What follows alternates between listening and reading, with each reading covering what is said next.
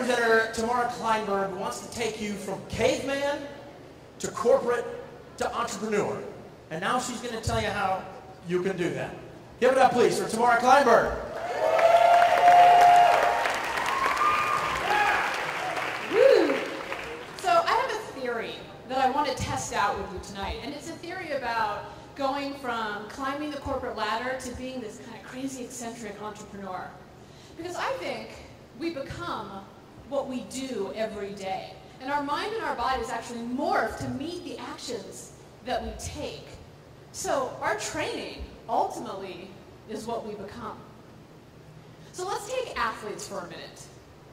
You can always tell by looking at an athlete what they are. We know who's the gymnast and who's the swimmer up here because days and weeks and months and years doing laps ultimately help shape the swimmer's body. Now, I think that the entrepreneur actually works in a lot the same way, and I see this a lot in my work. I see this transformation from corporate to entrepreneur eccentricity. So I want to test this theory tonight, but to do that, we're going to play a game. So I need you to pull out a paper and a pen, and I want you to write the number 10. Go on, you can do it. You're all staring at me like I'm crazy. Come on, pull out a paper and a pen. I want you to write down the number 10 on it, and this is going to be a sliding scale.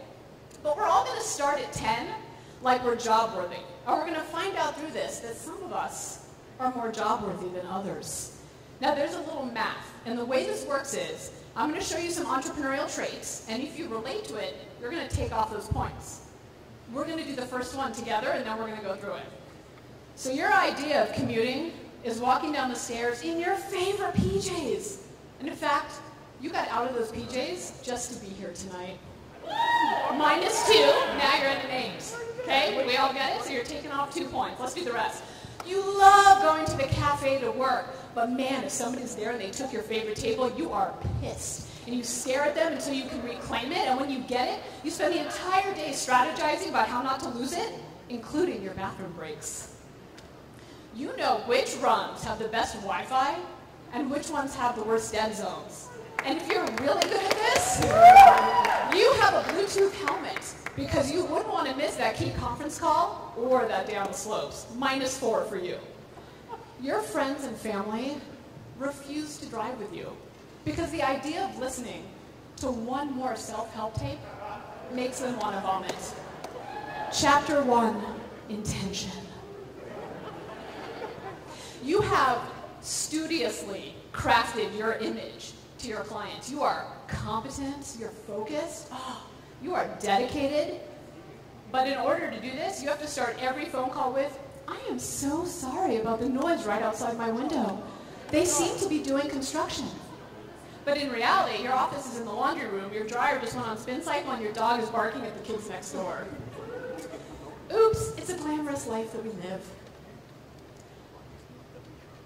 You run every idea you have by your one and only office mate, and while they don't talk back, they think that you are brilliant, no matter how bad your idea is. Now, if you spend your downtime in the middle of the day teaching your said colleague office tricks, like how to eat a french fry out of your mouth, Tracy, or how to ride a skateboard, major points off, because you're a slacker. Now, I like this slide, so I put it in, and frankly, the idea of going to a brainstorm where you open up with some random exercise about what animal you'd be, and there's irrelevant stimulus on the table, makes me want to run the other way. So if you feel that way, -2 points. Now, if your idea of a deadline actually includes a finish line, and not actually sending your boss that Q2 PowerPoint at 2 o'clock in the morning so that he gets it at 7:30 when he gets into the office the next day, you get another -point. Now, if you've been tracking along, we all have different points, so everybody please stand up for me. Come on, with your drinks.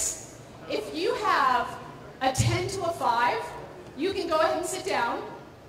You're a cute lover. That's okay. I want you to embrace it. If you are a 4 to a 0, I want you to sit down. You might be working stiff, but the dark side might be calling. Now, if you are on the negative side, if you are a -1 to a -6, you're an entrepreneur, but you are not a Jedi yet. You've got some residual cute to you. You can sit down. Now for the rest of you remaining with -7 to -10, yeah, congratulations. Because much like me, you too are officially unemployable. Now, I don't think I proved anything here tonight, but I had a rockin' time, and I hope you like the capes on my socks, so thank you very much.